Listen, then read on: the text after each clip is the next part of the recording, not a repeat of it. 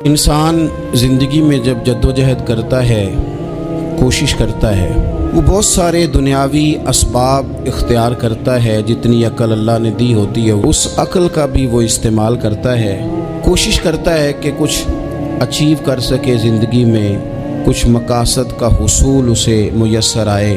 عزیز بھائیوں، ایک بات اپنے ذہن میں اچھی طرح بٹھا لیں اور لکھ لیں کہ زندگی میں جو کسی بندے کو کامیابی حاصل ہوتی ہے وہ رب تعالیٰ کی مدد سے حاصل ہوتی ہے۔ اگر رب تعالیٰ مددگار ہو تو پھر کوئی چیز بھی رستے میں رکاوٹ نہیں بنتی، اور اگر مالک کریم کو منظور نہ ہو تو انسان بہترین سیاستدان ہو، اچھا ایڈمنسٹریٹر ہو، اس کا ذہن بڑی وسعت رکھتا ہو، بڑی اچھی پلاننگ کرنا جانتا ہو، سارا کچھ ہو، تو بندہ ناکام ہو جاتا ہے۔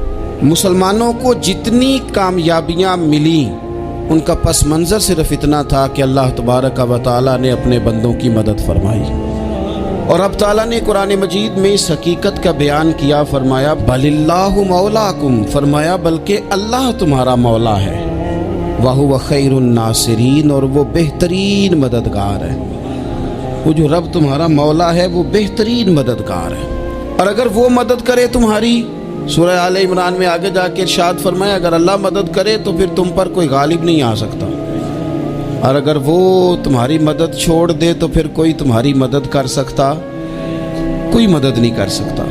بدر کی جنگ بھی اور فتح مکہ بھی رمضان المبارک میں ہوا ہے۔ میں دونوں پر غور کر رہا تھا تو ایک نیا مضمون میرے ذہن میں آنے لگا۔ بدر کی جو جنگ ہے اس میں بھی ایک عجیب انقلاب آیا ہے کہ 313 نے 1000 سے مقابلہ کیا، اور جن 1000 سے مقابلہ کیا وہ اسلحے سے لیس تھے، اور یہ جو 313 ہیں ان کے پاس 6 زرہیں، 8 تلواریں، چند گھوڑے، لیکن اللہ نے کامیابی دی تو خود رب نے بیان کیا کس طرح دی، فرمایا وَلَقَدْ نَصَرَكُمُ اللَّهُ بِبَدْرٍ وَأَنْتُمْ أَذِلَّةٌ۔ وہ کامیابی اس طرح ملی ہے کہ رب نے تمہاری مدد کی تھی، تم تو کمزور تھے، اللہ نے بدر میں تمہاری مدد کی، تم جیت گئے۔ وَلَقَدْ نَصَرَكُمُ اللَّهُ بِبَدْرٍ وَأَنْتُمْ أَذِلَّةٌ، اللہ نے بدر میں تمہاری مدد کی، تم تو کمزور تھے۔ پھر فتح مکہ نصیب ہوئی تو اس میں بھی بہترین منصوبہ بندی نبی پاک علیہ السلام نے فرمائی، بہترین حکمت عملی حضور نے اپنائی، لیکن ہمیں جو اللہ رسول نے بات سمجھائی وہ کیا ہے؟ اذا جاء نصر اللہ والفتح، فرمایا جب اللہ کی مدد آئی اور فتح نصیب ہو گئی۔ یہ اللہ نے مدد فرمائی تمہاری، یہاں بھی فتح مکہ بھی اللہ کی مدد سے، جنگ بدر بھی اللہ کی مدد سے۔ وہ جو مدد ہے اللہ تعالیٰ کی، جب وہ ہم یہ کرتے ہیں کہ ہم اپنی ساری زندگی سیاست کی نظر کر دیں، ہماری سیاست صرف ملک میں نہیں ہوتی، ہماری سیاست خاندان میں بھی ہوتی ہے، ہم گھر کے اندر بھی سیاست کرتے ہیں، ہم کسی خاص طریقے سے لوگوں کو اپنے پیچھے چلانا چاہتے ہیں، ہم ایک خاص اسلوب اختیار کرتے ہیں کہ لوگ ہمارے پیچھے چلیں۔ اس کا نقصان ہمیں یہ ہوتا ہے کہ سیاست جو ہوتی ہے یہ شطرنج کے ہیر پھیر کی طرح ہوتی ہے، تو اس کے راز بڑی جلدی کھلنے لگ جاتے ہیں، پتہ چل جاتا ہے کہ بندہ مخلص نہیں تھا، سیاست کر رہا تھا، طریقے سلیقے سے اس نے جوڑ کے رکھا ہوا تھا۔ ہم ہر جگہ سیاست کے بل بوتے پر چیزوں کو لے کے چلنا چاہتے ہیں، سیاستیں ناکام ہو جاتی ہیں، سیانے لوگ فیل ہو جاتے ہیں، بچتا صرف وہی ہے جس کے پیچھے رب تعالیٰ کی مدد شامل حال ہوتی ہے۔ اپنی زندگی کے اندر ہم جو کچھ بھی کر رہے ہیں، جس شعبے سے بھی ہمارا تعلق ہے، آج ہم نے اس بات پہ غور کرنا ہے کہ پہلے تو یہ غور کر لیں کہ جو کام ہم کر رہے ہیں کیا وہ کام ایسا ہے کہ اس میں اللہ کی مدد ہمیں ملے گی؟ اگر آپ کوئی معاذ اللہ ناجائز کام کر رہے ہیں، فعل حرام کا ارتکاب کر رہے ہیں، تو اس میں تو مدد الہی آئے گی نہیں۔ پہلے تو یہ دیکھیں جو کر رہے ہیں وہ کام مدد الہی والا ہے، اور اگر اللہ تعالیٰ کی مدد والا وہ کام ہے پھر اس پر غور کریں کہ کیا ہم نے مالک سے مدد کا سوال کیا ہے، ہمیں مدد میسر آ رہی ہے۔ وہ میں نے بزرگوں سے ایک بات سنی تھی، وہ بڑی یاد رہ گئی۔ وہ فرمایا کرتے تھے قابلیت بھی بڑی چیز ہے لیکن قبولیت سب سے بڑی چیز ہے۔ قابل ہونا بھی بڑی بات ہے لیکن زیادہ بڑی بات یہ ہے کہ اس کی بارگاہ میں قبول بھی ہے کہ نہیں۔ اپنی زندگی میں اللہ کی مدد کی طرف بڑھیں، मालिक की मदद का हुसूल इख्तियार करने की कोशिश करें, अल्लाह के साथ अपने आप को जोड़ें। अगर अल्लाह की मदद नसीब हो, ये जो हम जितना डरते रहते हैं, सहमे रहते हैं, परेशान रहते हैं, कोई क्या कर देगा, हमारे यहाँ ना हर शोबे में माज़अल्लाह एक माफिया है, इल्ला माशाअल्लाह। वो माफिया कहता है मेरे साथ मिलोगे तो मैं चलने दूंगा, वरना मैं नहीं चलने दूंगा। मार्केट में आ ही नहीं सकता फलाना बंदा, क्योंकि यहाँ हमारा कब्जा है। और मेरे भाई, फिर बहुत सारे लोग जिनकी नीयतें और इरादे बड़े अच्छे होते हैं शुरू में, वो भी उस माफिया का शिकार हो जाते हैं और उनके रंग में रंग जाते हैं। याद रखना, किसी शख्स की ब्लैकमेलिंग का कभी शिकार ना होना, कभी किसी की मीठी और मुसज्जा मुकफ़ा बातों का शिकार ना होना। कोई क्या कर सकता है अगर अल्लाह मददगार हो तो? जिसको रब करीम उठाना चाहे उसे कोई गिरा सकता है? हम ये डरे डरे सहमे सहमे परेशान फैसला करने की ताकत नहीं, मुझे चलना चाहिए कि नहीं, उठना चाहिए कि नहीं, करना चाहिए। उठ बांध कमर क्यों डरता है? फिर देखो खुदा क्या करता है। हज़रत अब्दुल्ला इब्न अब्बास फरमाते हैं, मेरे नबी पाक अलैहिस्सलाम ने मेरी तरबियत फरमाई, हुजूर ने मेरी तरबियत फरमाई। और महबूब पाक अलैहिस्सलाम ने फरमाया, अब्दुल्ला याद रखना, ये नौजवान दोस्त मेरी बात लिख लें, परेशान लोग मेरी बात लिख लें, जिनके पास कुव्वत फैसला नहीं वो इस बात को लिख लें। हज़रत अब्दुल्ला इब्न अब्बास फरमाते हैं, मेरे नबी पाक अलैहिस्सलाम ने मुझसे फरमाया था, अब्दुल्ला सुन, अगर सारी दुनिया मिल के तेरा कोई नफ़ा करना चाहे, कर नहीं सकती जब तक मेरे रब की रज़ा ना हो। और फरमाया सारी दुनिया मिल के तेरा कुछ बिगाड़ना चाहे तो अब्दुल्ला बिगाड़ नहीं सकती जब तक रब करीम की हिकमत का तकाजा ना हो। लोगों से डरना, लोगों की तरफ देखना, माहौल देख के अपने राह का तयन करना, हर बंदे के ख्यालात के मुताबिक ढलने की कोशिश करना, फलाना ना नाराज हो जाए, फलाना ना नाराज हो जाए, और जिसने होना हो जाए, बस रब रसूल नाराज ना हो। अपनी जिंदगी में अपने मालिक को मौला जान के, बलिल्लाहु मौलाकुम, अल्लाह तुम्हारा मौला है, वहुवा खैरुन नासिरीन, वो बेहतरीन मददगार है। तवज्जो जब भी करें रब की जानिब करें, अपने दिल का किबला दुरुस्त रखें, सोचों के जाविये सीधे रखें। मेरे भाई, मालिक जब बंदोबस्त कर देना, जब मालिक बंदोबस्त कर दे, फिर ऐसा बंदोबस्त करता है कि लोगों के पास ना चारा नहीं रहता। हज़रत मरियम रज़ियल्लाहु ताला अन्हा पाकबाज थी, मस्जिद में रही थी, पर मालिक की हिकमत के तकाजे बड़े अजीब है ना। फिर जनाब मरियम को अल्लाह ताला ने बग़ैर शौहर की औलाद अता कर दी। ये बात ही ऐसी थी, वो किसी ने कहा था कि मखलूक तो फनकार है इस दर्जा के पल भर में, संगे दरे काबा से भी असनाम तराशे, तुम कौन हो क्या चीज़ है दागे कबाबी। लोगों ने तो मरियम पे भी इल्ज़ाम तराशे। तो लोगों ने कहा किधर से ले आई बच्चा, तेरा बाप तो ऐसा नहीं था, कहाँ से ले आई? अल्लाह करे मैं आपको समझा सकूं, ज़रा अपने आप को वहाँ खड़ा करें कि एक पाक बाज औरत, पाक बाप की बेटी, तैयब माँ की बेटी, और अल्लाह के घर में परवरिश पाने वाली खातून, एक वो वक्त और एक ये वक्त कि उस औरत को कटहरे में खड़ा करके पूछा जा रहा है कि माज़अल्लाह तेरी गोद में बच्चा जायज़ नहीं है, कहाँ से लाई है? अब खुद से सफाइयाँ बंदा कितनी को दे, कितनी को वजाहतें करे। और मैंने तो अपनी ज़िंदगी में देखा है, ज़्यादा वजाहत देने वाले को भी लोग झूठा समझने लग जाते हैं। ज़्यादा वजाहत देने पर भी लोग कमज़ोरी का इजहार समझते हैं कि कमज़ोर पड़ गया। आप सुलह की कोशिश करते हैं, सामने वाला बुज़दिल समझ लेता है। ज़्यादा वजाहतें भी कमज़ोर कर देती हैं। अब हज़रत मरियम को कटहरे में खड़ा करके कहा बच्चा किसका है? तो फिर खुदा बंदोबस्त जब करे, अल्लाह जब मददगार हो, तो फिर हज़रत मरियम की गवाही दरख्तों से नहीं दिलवाई उसने, पत्तों से नहीं दिलवाई, फिर फरिश्ते नहीं भेजे। हज़रत मरियम कहने लगी मुझसे ना पूछो, वो जो पंगूड़े में है उसी से पूछ लो, उनसे पूछो ना, वो कौन है पूछ लो, उनसे कर लो सवाल। उन्होंने कहा पंगूड़े में चंद दिनों का बच्चा, ये जवाब देगा? मददगार था रब। उनकी बरात का ऐलान करना था मालिक ने, और जब मालिक ऐलान कर दे, जब मालिक तेरी सफाई देना चाहे, जब मालिक तुझे दुनिया के सामने निखारना चाहे, तो تو पंगूड़े में लेटे हजरत ईसा बोल के कहने लगे इन्नी अब्दुल्लाह आतानी अल किताबा, फरमाया मैं अल्लाह का बंदा हूँ, रब ने मुझे किताब अता करके नबी बना के दुनिया में भेजा है।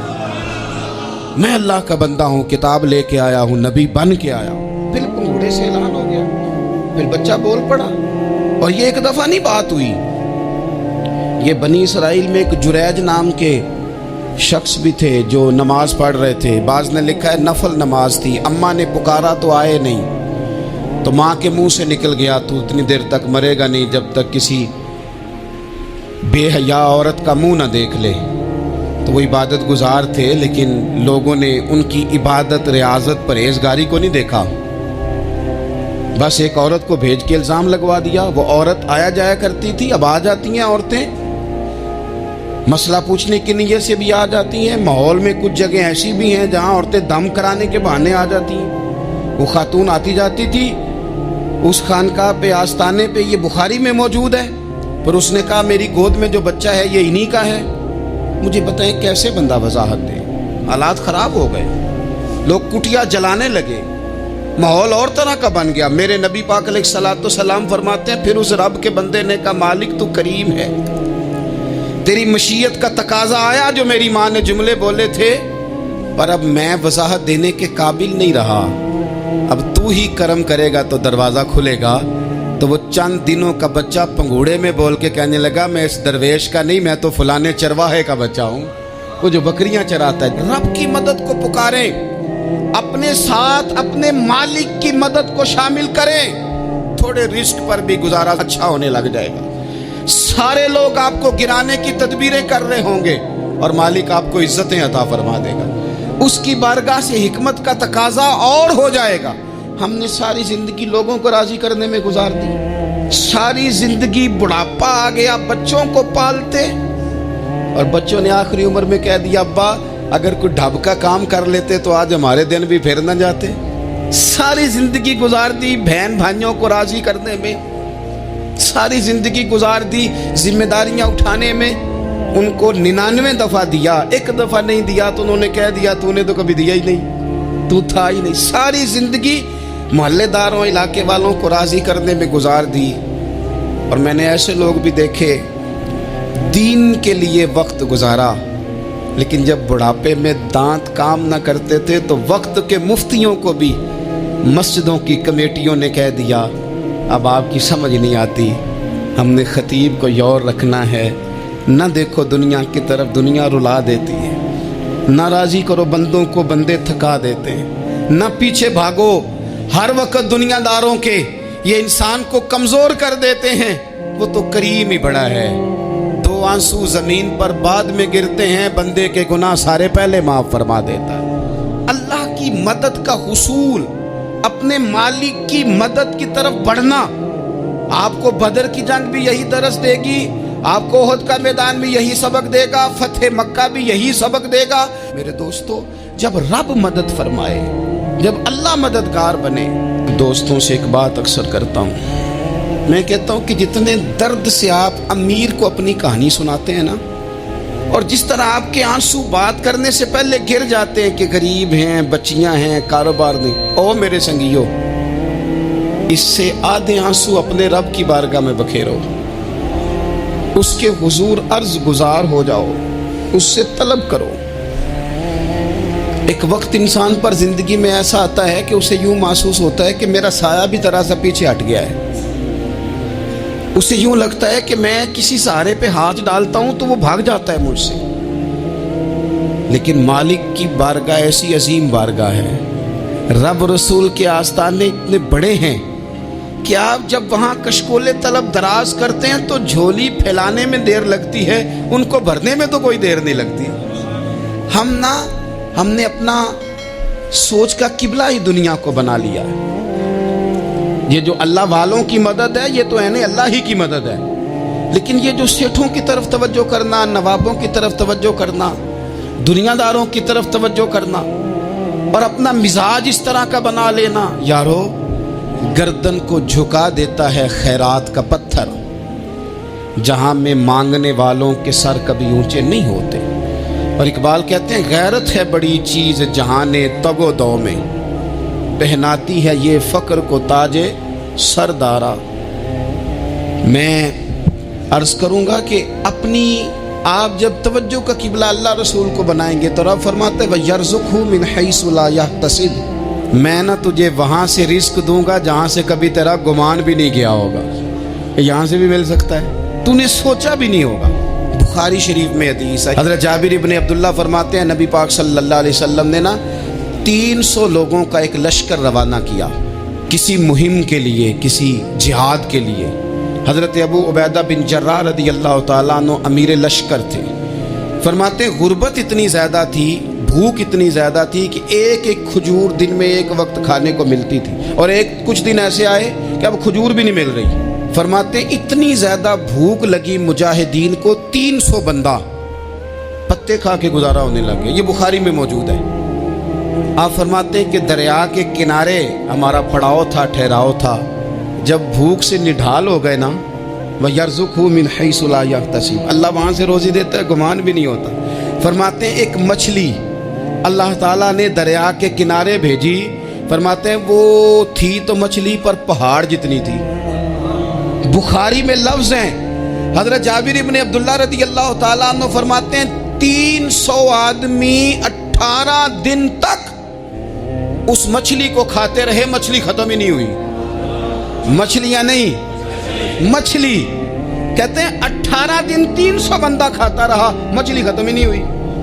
اور فرماتے ہیں کہ اس کی ہڈی نکال کے، کانٹا کہیں گے آپ اپنی زبان میں، کہتے ہیں وہ نکال کے نا تو اس کو کھڑا کیا نا جب، تو اونٹ کجاوے سمیت اس کے بیچ سے گزر جاتا تھا، 2 اس کے کانٹے جوڑے۔ فرماتے ہیں وہ اس کا گوشت ہم کھاتے تھے اور اس کی چربی بطور تیل کے ہم جسموں پہ ملتے تھے، بیماروں کو اس سے سکون آتا تھا، تندرستی شفا ہوتی تھی۔ فرماتے ہیں ہم کھایا بھی ہم نے، اور کچھ لے کے ہم مدینے بھی گئے، اور قربان جائیں نبی پاک نے بھی اس میں سے کھایا۔ ہم نے عرض کی حضور یہ معمہ کیا ہے، یہ ماجرا کیا ہے؟ تو محبوب نے فرمایا تمہارے پاس غذا نہیں تھی، رب نے تمہارے لیے بندوبست کیا ہے، اللہ نے تمہیں دیا ہے۔ مکان شروع کر لیا، ایک صاحب نے مکان بنانے لگے، آپ وہ حساب لگا رہے ہیں، کہتے ہیں میرے پاس اتنے پیسے ہیں، اتنے میں نے فلانے دوست سے کہنا ہے اس نے دے دینے، اتنے فلانے رشتہ دار سے کہنا ہے اس نے دے دینے، اتنے فلانے سے کہنا ہے اس نے دے دینے۔ یہ ساری کاپی بنا کے مکان شروع کر لیا۔ جو روز کہتا تھا نا کوئی حکم ہو جاتے دسی، سب سے پہلے اس کو کہا میاں پیسے چاہیے دین، وہ کہندا ہو کل ہی منڈا ٹوریا ہے، کدے تو پرسوں 10 داتے لب جانے سن۔ میں آپ کو اپنے تجربے کی بات بتا رہا ہوں۔ جن لوگوں کا خیال ہوتا ہے نا کہ آپ سٹارٹ کریں فلانا کام، ہم آپ کے ساتھ ہیں، اللہ کا ہی کوئی نظام ہے، وہ بالکل بھی نہیں ساتھ ہوتے۔ لیکن ایسا نہیں ہے کہ کوئی ساتھ نہیں ہوتا، اللہ تعالیٰ بڑے اسباب پیدا کرتا ہے، وہاں سے دیتا ہے جہاں سے گمان بھی۔ ہمارا یہ ذہن بن جاتا ہے ہم ساری اپنے حساب سے چلتے ہیں، اتنے رشتہ داروں سے، اتنے کون آپ کے ساتھ چلے گا، سوال ہی نہیں پیدا ہوتا۔ یہ سارے کام چھوڑ کے سب سے پہلے 2 رکعتیں پڑھو، اپنے رب کی بارگاہ میں، رسول کائنات کی بارگاہ میں گزارشات اور استغاثے پیش کرو، وہاں سے خیر طلب کرو۔ دنیا دار کیا دیں گے، کیا دے سکتے ہیں، کیا حیثیت ہوتی ہے کسی، اللہ کہتا ہے وہاں سے دوں گا۔ تو جو اللہ مال دے وہ لینا چاہیے کہ رشتہ داروں کا مال دیکھنا چاہیے؟ جو اللہ دے وہ لینا چاہیے کہ سیٹھوں نوابوں کی جیبیں دیکھنی چاہیے؟ جو اللہ دے وہ قبول کرنا چاہیے یا دیکھنا چاہیے کون سا آدمی کہاں پہنچ گیا؟ چھوڑو، اپنی مٹی پہ چلنے کا سلیقہ سیکھو۔ کسی کے سنگ مرمر پہ چلو گے تو پھسل جاؤ گے، پھسل جاؤ۔ اس پر ایک اور بات عرض کر دوں، صحیح بخاری سے، مسلم سے ایک اور بات۔ کچھ چیزیں ایسی ہیں جن سے اللہ کی مدد آتی ہے، مدد ملتی ہے۔ ایک چیز ان میں سے ایسی ہے جس سے بہت مدد نازل ہوتی ہے، وہ ہے کہ جب رب آپ کو دے نا تو پھر آپ بھی اس کے رستے میں دیں، پھر مدد آتی ہے، پھر اور آتا ہے۔ بخاری مسلم میں حدیث ہے، یہ زیادہ ہی توجہ طلب امر ہے، اس پر آپ غور کریں گے۔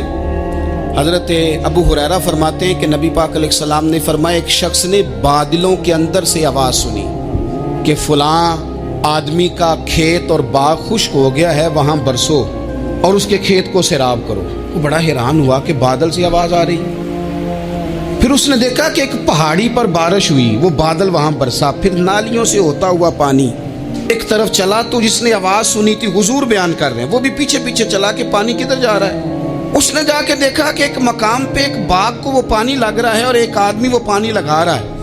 اس نے اس سے پوچھا تیرا نام کیا ہے؟ اس نے کہا کیوں؟ کہنے لگا بتا نا۔ اس نے نام بتایا تو کہنے لگا یہی تو وہ نام ہے جو میں نے بادلوں کے اندر سے سنا ہے کہ فلاں کے کھیت کو پانی دے دو۔ اس نے کہا یار تو کیا عمل کرتا ہے کہ اسپیشل تیرے لیے بارش برسے؟ یہ بخاری پڑھ رہا ہوں، سیاستہ سے حدیث عرض کر رہا ہوں۔ اس سے پوچھا تو کیا کام کرتا ہے کہ جناب اللہ تبارک و تعالیٰ کا حکم کرم آیا کہ خاص تیرے لیے پانی برسے اور تیرے کھیت کو سیراب کرے؟ تو اس نے کہا چھوٹا ذمہ دار ہوں، پر جب فصل اگتی ہے تو 3 حصے کرتا ہوں۔ ایک حصہ اپنے بال بچوں پہ، بہن بھائیوں پہ خرچ کرتا ہوں، ایک حصہ پورا، اور ایک حصہ دوبارہ کاشتکاری پہ لگاتا ہوں، اور تیسرا حصہ خالص میں نے مسکینوں، یتیموں اور غریبوں کے لیے رکھا ہوا ہے۔ وہ جو تیسرا حصہ اللہ کرے آپ سمجھیں، وہ رب کے بندوں پہ تیسرا حصہ خرچ کرتا ہے نا، تو کریم مالک نے فرمایا جہاں سے غریب کا حصہ جاتا ہے وہ کھیت خشک نہیں رہنا چاہیے، وہ جہاں سے مسکین روٹی کھاتے ہیں وہ خشک نہ رہے، جہاں سے یتیموں کو کچھ آتا ہے کہیں اس کی فصل رہ نہ جائے۔ میں اور آپ بھی اگر اپنے مال میں مسکینوں، یتیموں، غریبوں کے حصے رکھ لیں گے تو فصلیں خشک نہیں رہیں گی، ان کے اندر تازگی آئے گی، نور آئے گا، کرم آئے گا، خاص کر خدا کی رحمت برسے گی۔ مدد اللہ سے چاہیں، اپنی توجہات کا مرکز رب رسول کی ذات کو بنائیں، پھر آپ محسوس کریں گے کہ بڑی جلدی اللہ تعالیٰ کی مدد آنے لگی ہے۔ کبھی آپ صرف کہہ دیں نا میرا رب میرے ساتھ ہے، اس لفظ میں اتنی طاقت ہے کہ دشمن ویسے زیر ہو جاتا ہے۔ زندگی میں کسی سے بھی لڑائی ہو، اچھی طرح سوچ لیں کہ اللہ اس طرف ہے یا اس طرف ہے۔ اگر آپ زیادتی پہ ہیں تو پھر رب مظلوم کی جانب ہے۔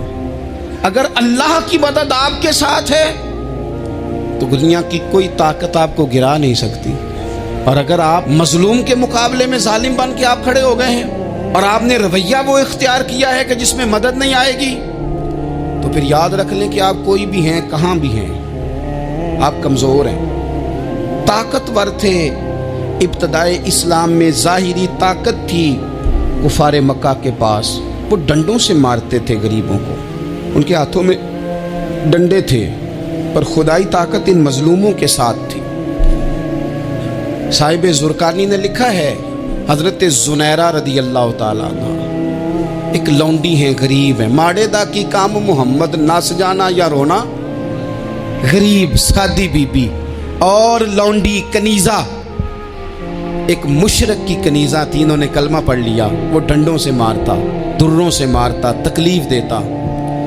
حضرت زنیرہ رضی اللہ تعالیٰ عنہ کو اتنا مارا، اتنا مارا۔ اب آپ ایک اور پہلو پر بھی غور کریں، مار بھی پڑ رہی ہے پر خدا ادھر ہی ہے، اللہ کی مدد ادھر ہی ہے۔ رب کہتا ہے کہ پہلے تو صبر کرنا، ان اللہ مع الصابرین، تو صبر کرے گا تو پھر رب کی معیت ملے گی، ذرا ٹھہرنا، تو تھوڑا ڈٹنا۔ ان الذین قالوا ربنا اللہ ثم استقاموا تتنزل علیہم الملائکہ، تو کہے اللہ میرا رب ہے، پھر تو پہلے ڈٹ، پہلے تو نے ڈٹنا ہے۔ ثم استقاموا، جو ڈٹ گیا، تتنزل علیہم الملائکہ، ڈٹنے والے کے لیے مدد آتی، پہلے تھوڑا ٹھہرنا پڑتا ہے، پہلے تھوڑا صبر کرنا پڑتا ہے، حوصلہ کرنا پڑتا، اس کے بعد مدد آتی۔ مار پڑ رہی ہے، مارا جا رہا ہے حضرت زنیرہ کو، ان کا مالک جو ہے ظاہری آقا وہ مار رہا ہے، یہ کنیزہ ہے، اتنا مارا، اتنا مارا، ان کی بینائی چلی گئی، نظر آنا بند ہو گیا۔ ابو جہل آیا اور کہنے لگا زنیرہ دیکھا نا ہمارے بت تیری آنکھیں لے گئے، معاذ اللہ، لات و منات ہمارے بتوں نے تجھے اندھا کر دیا۔ اب ایسا نہیں ہے کہ بی بی روتی جا رہی ہے، روتی جا رہی ہے، مایوسی مایوسی، معاذ اللہ، پریشانی، غریبی بڑی ہے، پوچھنے والا کوئی نہیں، یہ باتیں نہیں۔ کیا جملے ہیں خاتون کے، کیا لفظ ہیں۔ ابو جہل نے تنزیہ کہا، معاذ اللہ، کہنے لگا دیکھا نا ہمارے بتوں نے تجھے اندھا کر دیا۔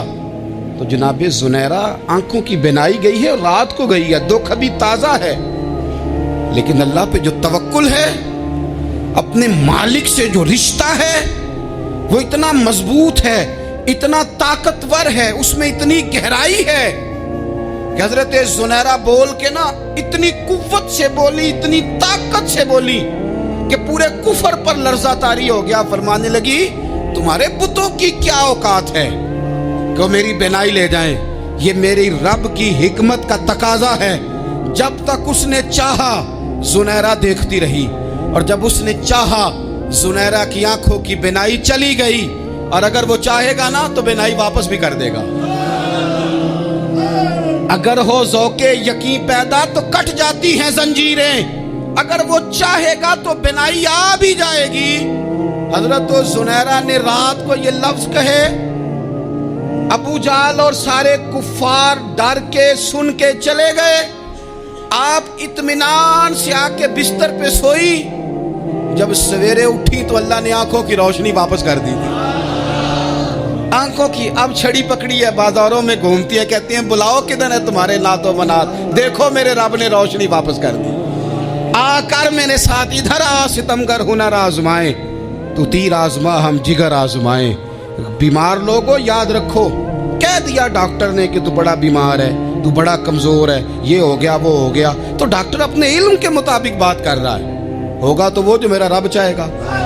کمزور ہو جانا، پریشان ہو جانا، تکلیف میں آ جانا، پتہ نہیں بات ہو گئی ہے تو جانے کیا ہو جائے گا۔ اپنی زندگی کے اندر اپنے رب سے رشتہ مضبوط کریں، رسول کائنات سے رشتہ مضبوط کریں، اللہ والوں سے رشتہ مضبوط کریں۔ حضرت زنیرہ نے پیغام دیا کہ زندگی میں جو جینا چاہتے ہیں تو وہ رب کا نام لے کے جی سکتے ہیں، جو اپنی زندگی میں خوشیاں دیکھنا چاہتے ہیں تو رسول اللہ کے نام پر خوشیاں دیکھی جا سکتی ہیں۔ توکل کی بنیاد پر بندہ خوشیاں لے سکتا ہے، اور اگر انسان میں توکل نہیں ہے تو پھر وہ اس کالے جادو سے بھی ڈر رہا ہے، وہ نیلے سے بھی ڈر رہا ہے، وہ پیلے سے بھی ڈر رہا ہے، وہ فلانے سے بھی ڈر رہا ہے، وہ میرے خلاف فلانا رشتہ دار سازش کر رہا ہے تو ڈر رہا ہے، فلانا میرے بارے میں یہ کر رہا ہے تو ڈر رہا ہے، وہ پتہ نہیں دنیا ادھر ہو جائے گی تو کیا ہو جائے گا، اٹھ باندھ کمر کیوں ڈرتا ہے، پھر دیکھ خدا کیا کرتا ہے۔ تو اس ساری گفتگو کا نچوڑ آپ کو یہ عرض کیا ہے، سب سے پہلے تو یہ کہ میدانوں میں مدد بھی اللہ کی، رزق میں مدد بھی اللہ کی، فصلیں خشک ہوں تو مدد پھر بھی اللہ کرے، تو پھر ساری مدد، اور اگر انسان بیمار ہو تو پھر بھی مدد اللہ کی۔ تو اپنے اللہ کی جانب توجہ کو بڑھائیں، آپ اللہ سے مدد کے سوالی بنیں۔ ترمذی کی ایک حدیث ہے، میں آپ کو زندگی کا تجربہ بتاتا ہوں کہ جب میں بڑا پریشان ہوتا ہوں تو یہ والی روایت کھول لیتا ہوں، مزہ دیتی ہے۔ میرے نبی پاک علیہ السلام نے فرمایا اپنے دکھ سیٹھوں نوابوں کو نہ کہنا، مالداروں کا نہ کہنا، ورنہ اللہ تمہیں کبھی غنی نہیں کرے گا۔ فرمایا اپنے دکھ اپنے رب کی بارگاہ میں عرض کرنا، جلدی کرے یا دیر سے کرے اللہ تمہیں لوگوں سے بے نیاز کر دے گا، اللہ تمہیں غنی کر دے گا۔ رات کو بیٹھو نا اس کی بارگاہ، اسے دکھڑے سناؤ، چھوٹی چھوٹی باتیں۔ حضور نے فرمایا نمک بھی مانگو تو رب سے مانگو، چھوٹی چھوٹی بات سے شروع کرو نا۔ جب بندہ شروع کرتا ہے نا چھوٹی چھوٹی چیزیں تو بڑی ساری چیزیں یہ اس طرح ہوتا ہے جیسے بندہ رب سے گفتگو کر رہا ہے، مالک مجھے یہ چاہیے، مالک میں یہاں کمزور ہوں، اللہ میں یہاں پریشان ہوں۔ آپ یہ کر کے تو دیکھیں، لمبی لمبی دعائیں مانگ کے تو دیکھیں، اس کے حضور جڑ کے تو دیکھیں، آپ دیکھیں گے راحت کتنی ہے، سکون کتنا ہے۔ اگر آپ کو ہماری ویڈیو اچھی لگی ہو تو ہمارے چینل کو سبسکرائب ضرور کریں۔